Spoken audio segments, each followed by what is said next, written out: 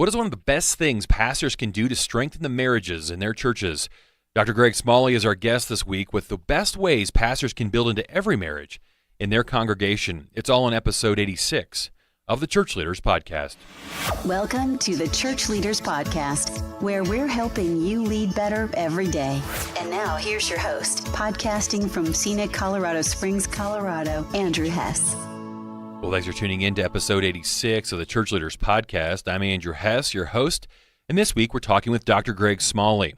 Greg Smalley is the Vice President of Marriage and Family Formation at Focus on the Family. In this role, he develops and oversees initiatives that prepare people for marriage, strengthen and nurture existing marriages, and help couples in crisis. We talked to Dr. Smalley about an important work that Focus on the Family is doing, helping pastors and ministry leaders strengthen marriages with date night events. And now, here's our conversation with Dr. Greg Smalley. Well, Greg, it's great to have you. We're actually here in your world at Focus on the Family, but great to be able to talk to you and have you as our guest on the Church Leaders Podcast today. Thank you so much. Love doing this with you. So thanks for the great work, encouraging pastors. We love that. That's our heart as well. How do we just continue to encourage and speak into the lives of pastors, help them in their relationships and within their church? Awesome. Well, what we want to talk about today is thinking about where we are as a country, as a nation. You're doing great work here with marriages and families here at Focus on the Family. Tell us kind of what you're seeing, and as you look at the landscape of how we're doing in terms of our families. Well, you know, one of the things that comes to mind instantly is just we're coming off of let's be honest, a nasty campaign season.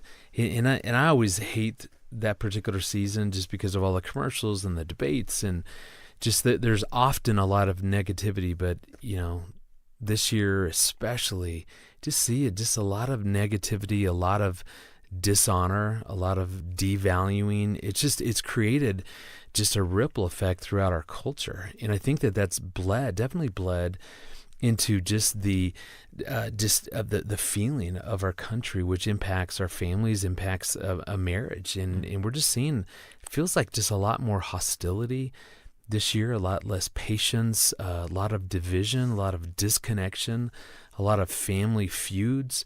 Boy, I've heard stories of couples being in massive conflict based off of, you know, one voted for one candidate, the other candidate. I have a very close friend whose adult daughters have basically, in a lot of ways, disowned him based on how he voted and just their feeling and their strong feelings. And we're seeing that this is a Christian family. This is a family that never in a million years would anyone ever suspected that an election year would create this division. You know, obviously it's brought up some other issues that were probably going on, and it's allowed this family to deal with that. And I truly believe that through God's grace and mercy and the people that they're reaching out to for help, that they'll be stronger. But I was stunned, and I'm hearing stories like that all over the place. Wow, it is stunning. And I think, you know, for a lot of our audience, they're probably seeing this as well in their churches, in the families that they're working with. When a family has that kind of conflict, where there's something like this, where it's a political season, something outside of what's happening, how can a pastor walk with that family and kind of help them work through this conflict that isn't going away? Like, one person's probably upset with the election and the other person's happy. Yeah, I think one of the things, which is a great reminder for all of us, is that spiritual warfare is real, that we have an enemy who wants to divide. He wants to kill, steal, and destroy. He hates unity. You know, I think about a marriage in particular. A God created marriage and instilled this idea of oneness. And I always kind of joke around when I say that I really believe that oneness is the superpower inside of a marriage. You know, when God brought this man and this woman together in oneness, and when they're leaving their families, they're cleaving together, they're united. There's a great verse in Genesis 11:6 that's talking about the Tower of Babel. But I love the verse because I think it wasn't meant as a marriage verse, but I think it so perfectly illustrates the power of a marriage. And it's God's talking, looking down at his creation, who for the first time have come together. in this city, and look what they've done. They've turned around and built a tower to glorify man and man's accomplishment, and you can just kind of feel God rolling his eyes, looking down, going, really? And then he says that when the people come together, so they're now all together, when they speak the same language, then nothing for them is impossible. And I always think about a marriage that when we're on the same page, when we're together, when we're united, when we're one, nothing is impossible for us. And I tell you what, Satan hates that. And we have to understand that he's always going to go after the best of what God's created, which is that unity, that oneness, and he's going to go after that. And that's true for a family. And so I think it's a great reminder for me personally to remember that we have an enemy who wants to go after our unity. And so it's not surprising that we see all this division. It's not surprising that we see conflict and disharmony within a family. So I think a pastor has a great opportunity to say, guys, let's step back and just think about this for a moment. Look at the enemy. What do you think he's going to go after? And often when my wife and I, we've been married 25 years, when we remember that, it's kind of like that, oh yeah. And it sets our mind to go, that's true. And so now we've maybe taken things that we've personalized that's unique to us, and now we've broadened it to go, that's true, that we do have an enemy. All right. And we remind each other that, hey, you know what? We're on the same team. Last night, my son forgot his science lab homework. He's a freshman in high school. And he was so mad. And I was offering just some suggestions on solutions. And he just got so mad at me. And like he's yelling at me. Now, obviously, as a psychologist, I get the dynamics behind it. I get that he's frustrated. He's going to lose the points and all that. But I said, son, hold on for 1 second. I said, understand that, you're my teammate. That you and I are on the Smalley team. I'm for you. I'm not against you. I said, I'm never your enemy. And so let's realize that I get you're frustrated, but you and I, we're on the same team. How can I help as your teammate?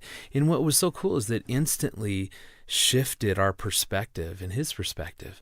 So I think as a pastor keeps reminding that we're one church body, that we've all voted, differently, but yet at the end, we're all part of the same team, that family. You're on the same team, that married couple, that you're teammates.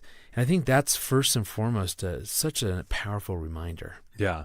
And I love that in our marriages, we have to be able to disagree at times and on sometimes big issues like politics, and yet still honor one another and respect one another. I know honor is something that is a big word for you guys here at Focus.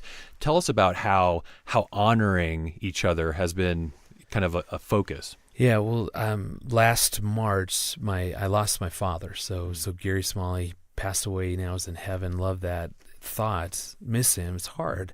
Reflecting on his 45, 50 years of ministry, really I would boil down everything that he believed and what he tried to instill and teach and champion was this idea of honor. That when we see people, that first and foremost we recognize that this is a son, this is a daughter of the Most High King. This is a person who God said that he made in his image. This is a person that God called his treasured possession. Jesus said that people, we are his glorious inheritance. And the scriptures are filled with that theme, that we're valuable because that's what God said. That's God's idea. How do we then protect and steward what God has instilled within each one of us? And so this idea of honoring marriage comes from the verse Hebrews 13:4. It's one of my very favorite verses. The first part of that verse says that marriage should be honored by all.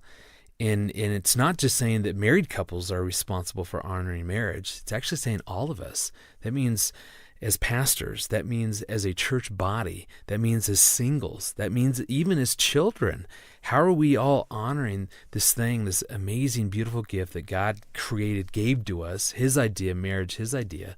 How do we steward that well? Mm-hmm. So honoring it means that we guard it, protect it, value it, steward it, because that's something that God created, and it's our responsibility to do that. Yeah.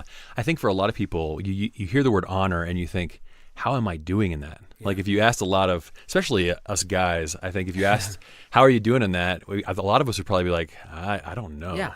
So what are some practical ways that I can look at my life and say, how am I doing in honoring my spouse?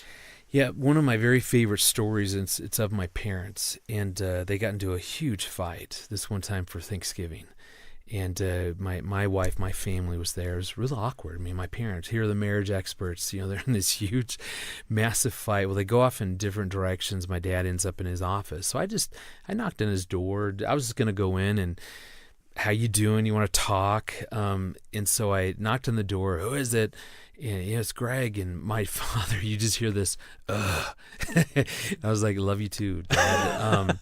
And so come on in, and I see him seated at his computer. He's looking at something. So he's had this big fight with my mom.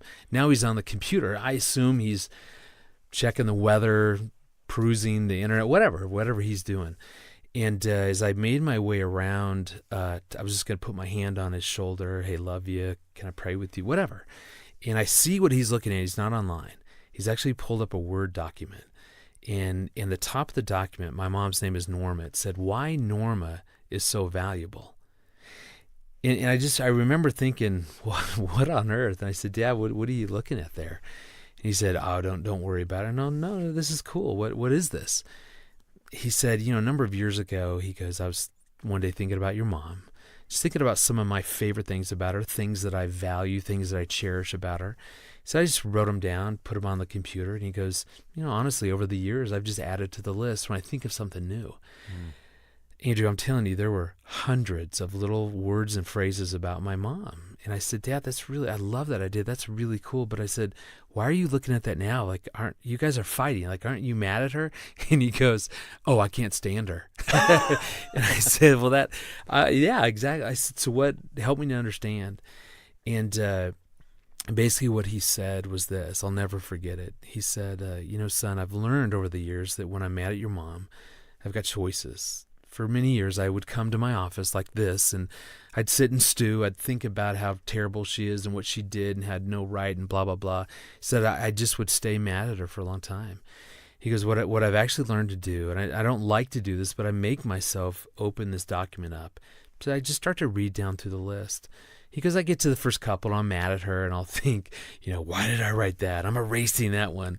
He said, but as I read through the list, I'm reminded that you have an amazing mom. In other words, in Luke, throughout the New Testament, it talks about that idea of that where your treasure is, there will your heart be also. In other words, what you value, that's what your heart is open to.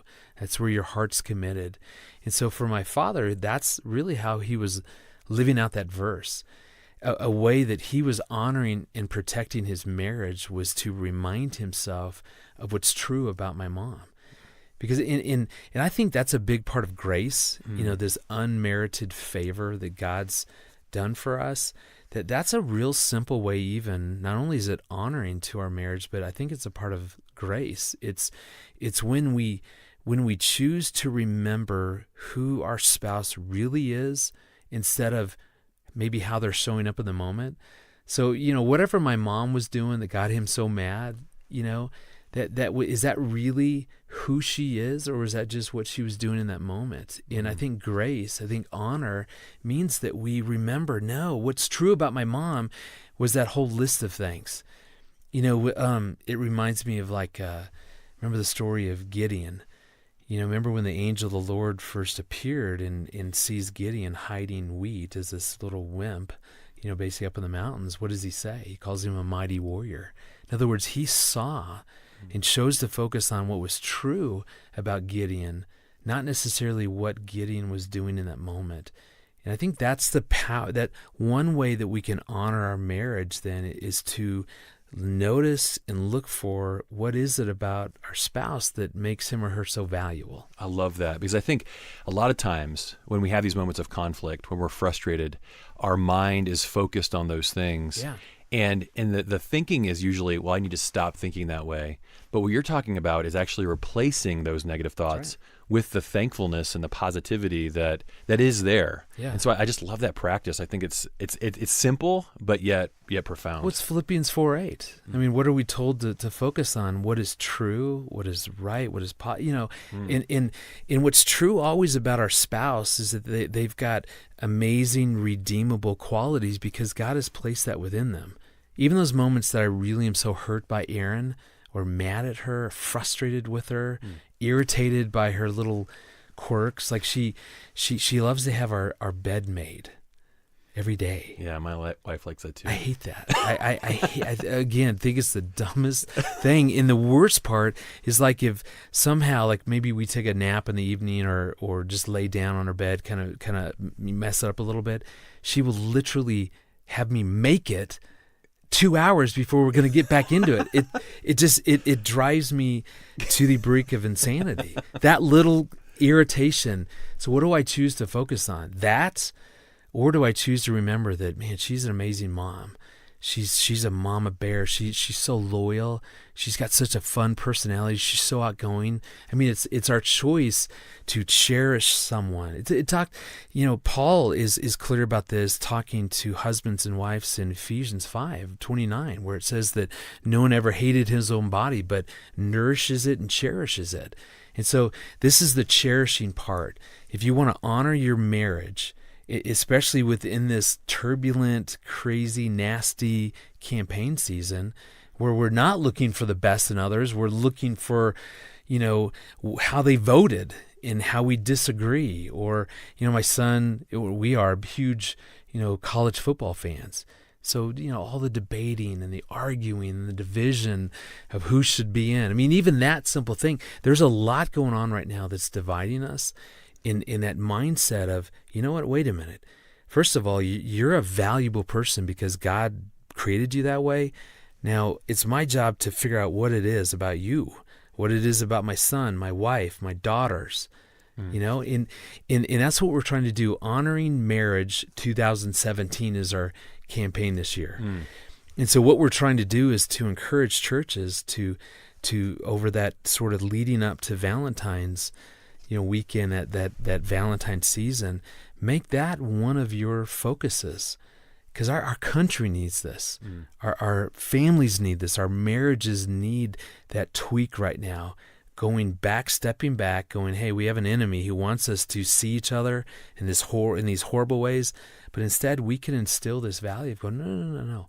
Let's make this about value. Let's make this about honor. I love that. So tell us, I know you're doing events, working with pastors and churches to hold these events. So tell us about the events and how that ministry will happen. Yeah, if you come to honoringmarriage2017.com, what you're going to find is you can download a sermon series on this notion of honor, of cherish. How do we do that? How do we do that as a church body? How does a couple do that? If we're talking about honoring marriage, I often tell kids, you need to be honoring your parents in their marriage. What's so valuable about your parents' marriage, about who they are? I mean, there's all, for any age, if you're single or not, we all should be honoring marriage. So we can give you a sermon series. There's date night ideas. Let's say you want to use this for your spring kind of launching into your own marriage ministry. This makes a great kind of catalytic Sunday weekend experience. You can launch your marriage ministry or some of your marriage strengthening activities by using this honoring marriage kind of theme for the weekend. And we've got you can download how to start a marriage ministry. Maybe you're a church that hasn't done that, don't know what to do. I tell you, we've made it so simple. So all those are free. Those are resources that you can download, because we want to all be pulling together around Valentine's Day, making that about how do we honor marriage, and then how do we really honor our spouse and cherish and do what my dad did. As a matter of fact, that list that he created, I've done that for my wife, and I tell you, I get that out for Valentine's Day, and it gives me things to write in the card. So so a pastor, you could download. We've created some cards that you could have in the back area, for some for men, some for women. And they can just grab those, and all of a sudden they have their Valentine's Day card or part of their Valentine's Day card, and it's simply giving them an exercise to fill in what do you love about your spouse, helping them to kind of create that little cherish list like my dad did. I love that. The thing I think that's so important about what you're saying is that everybody in the church should be honoring the marriages there. Because I think a lot of times when we think about marriage, it's like, oh, well, that's great for the married people. But even for the kids there and for the single people there and for the widows there, like what does it look like for us as a church to honor the marriages and strengthen marriages? You know, we have a great single friend, and she often watches our children when we travel. Just what a blessing she is. Over the summer, she came to Aaron and I and said, hey, tomorrow's going to be a great day. How about I take Annie? I think our older kids were off at summer camp. So we had our 9-year-old daughter, and she said, hey, could I watch Annie for free for the weekend? Because I want to honor your marriage. I know you guys work hard and you don't get a lot of time just together. And could I do that? And of course, Aaron and I were like, yeah. And we left literally like within 5 minutes. But what we did is just, here we live in Colorado Springs. So we're staring at the beautiful Pikes Peak, that 14,000 foot mountain here in southern Colorado. And so we just spontaneously said, hey, tomorrow, since we're all alone, let's go hike Pikes Peak. Oh, wow. And I tell you, Andrew, that became such an amazing experience for us in so many ways. Just Aaron and I, it was a date. Here we climbed this 14,000 foot peak and struggled to do that. It so enriched our marriage, all because of our single friend who wanted to honor our marriage and said, let me take your daughter. So there are so many ways that we all can honor marriage. And we're giving you all these free resources to pull the congregation together in this nasty season. Let's turn our attention to honor, and that is a concept, specifically how do we honor marriage? And then we're going to practically show you how to do that by creating a cherish list for your spouse. That's so awesome. I love it. It's so fun to talk to you about this because I do think that there's so many great practical things that pastors can do, because I think a lot of times pastors have so many things that they're always working on, and marriage is a big one. And I think that Valentine's Day is going to be such a big opportunity. So we will link to where they can find the resources to do this in their church. Yeah, we're excited to do this as well. So I know our church is doing this, and so again, it gives us something to counteract and fight against sort of what's going on culturally. Mm-hmm. And you just have to admit it's just kind of a nasty season right now. Mm-hmm. And we can't ignore that and believe that that's somehow not affecting even our Christian marriages, our Christian relationships. Yeah. It seems like it's just an awesome opportunity for, when everything is so divided, for the church to shine bright by having marriages and having a church where we are united because of Christ. Yeah, because he laid out this great concept. You think of like a Philippians 3:2 or 2:3, to where we're told to value others above ourselves. A Romans 12:10, that we are to outdo one another in showing honor. So it's such an amazing theme throughout the scriptures and it's so easy then to do that. And we give you everything for free that you would need. Use it however you want. You can create a date night. We have date night DVDs that you can get featuring Christian comedians, to where you get like an hour event. So you can have a Valentine's Day dinner, make the theme about honor, and then show them the DVD, and they get this world-class comedy from these world-class comedians.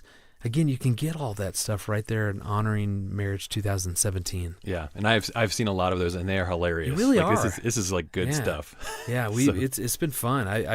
We've even watched them as a family because they're really fun. They're good Christian comedians. Yeah, that's awesome. Well, Greg, it's been so fun to be here and hear what you guys are doing, and we'll link to where people can find resources in the show notes to this episode. But thank you so much for being with us today. You were more than welcome. Love this. Just love this idea of how do we honor each other this season. Thanks again to Dr. Greg Smalley for joining us this week as our special guest on the Church Leaders Podcast. If you enjoyed this episode, take a few minutes to subscribe, rate, and review us on iTunes, and consider sending this episode to somebody you know that might benefit from listening to it. Also, be sure to download the show notes for this episode at ChurchLeaders.com/podcast. In those show notes, we always include resources mentioned in the show and links to some of our guest top content on ChurchLeaders.com. As always, if you have ideas for how we can improve the podcast or guests that you'd love to hear us talk to, email us at podcast@ChurchLeaders.com. Thanks for listening, and we'll see you again next week. You've been listening to the Church Leaders Podcast. For articles, videos, and free resources that will help you lead better every day, visit our website, ChurchLeaders.com. Thanks for listening.